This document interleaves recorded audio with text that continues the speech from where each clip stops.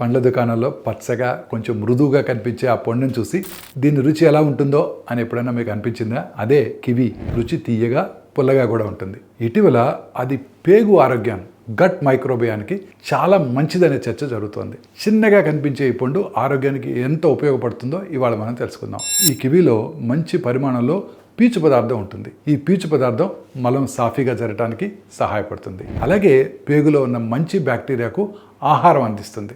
ఇందులో యాక్టినిడిన్ అనే ఎంజైమ్ ఉంటుంది. ఇది ప్రోటీన్ జీర్ణం కావడంలో కూడా సహాయపడుతుంది. అందుకే కొంతమందికి మలబద్ధకం, ఉబ్బరం, జీర్ణ సమస్యలు ఉన్నప్పుడు కివి చాలా ఉపయోగపడుతుంది. ఇక కివిలో విటమిన్ సి మరియు యాంటీ ఆక్సిడెంట్స్ కూడా పుష్కలంగా ఉంటాయి. ఇవి శరీరానికి రోగ నిరోధక శక్తిని పెంచడంలో సహాయపడతాయి. కానీ ఒక్క విషయం గుర్తుంచుకోవాలి, ఒక కివి తింటేనే అన్ని సమస్యలు తగ్గిపోతాయి అనుకోవడం సరైనది కాదు. మీరు కివిని ఉదయం అల్పాహారంలో పెరుగుతో లేదా ఓట్స్తో కలిపి తినవచ్చు. అయితే కివి ధర ఎక్కువగా అనిపిస్తే ఆందోళన అవసరం లేదు. మన బొప్పాయి, అరటి, జామ, యాపిల్ లేదా సీజన్లో దొరికే నేరేడుకాయలు కూడా పేగు ఆరోగ్యానికి చాలా మంచివి. చివరిగా చెప్పేది ఏంటంటే, పేగు ఆరోగ్యానికి ఒకే పండు కాదు, వివిధ రకాల ఆహారం తీసుకోవడం కూడా చాలా ముఖ్యం.